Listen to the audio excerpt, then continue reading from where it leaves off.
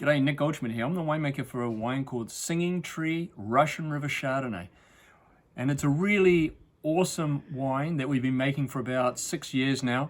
And the name Singing Tree comes from a tree at our house where in November, December, we have thousands and thousands of birds that live in that tree and they squawk like crazy. So instead of calling it the squawking tree, we call it the singing tree. It's a much better name. The vineyard itself is really interesting. It was planted in the 1980s and has never been replanted. So most of the vineyards were replanted in 89 and 90 because they are on AXR1, which is a rootstock that was not resistant to phylloxera. Luckily for this vineyard, it's grown on a pretty unique soil. It's called a Goldridge sandy loam, which is a really fine loam series of soils.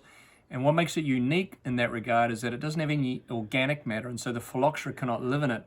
And so these vineyards have remained as they were way back when.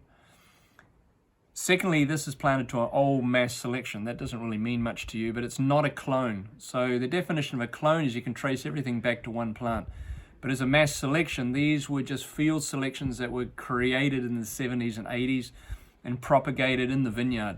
And this is called the C selection, S-E-E. And what you'll get from that is a little bit of subtropical passion fruit, not pineapple, not that high, but you won't get any of the white peach character or the apple and pear character that you get, which is so prevalent in most of California Chardonnays. So this is quite unique, and it's only grown on these old vineyards in the Goldridge sandy loam. Secondly, we do very little malolactic. It's just a little bit of ML that goes through until like March when the temperatures start to warm up, and then we stop the malolactic ferment, and so what we have is what we have. It's usually about 20-30%, maybe, just enough to give a bit of texture.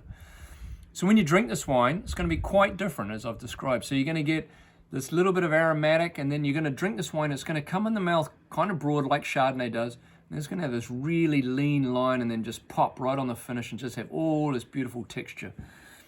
Fantastic vineyard, and I hope you get a chance to try it. The Singing Tree Russian River Chardonnay from Goldschmidt Vineyards.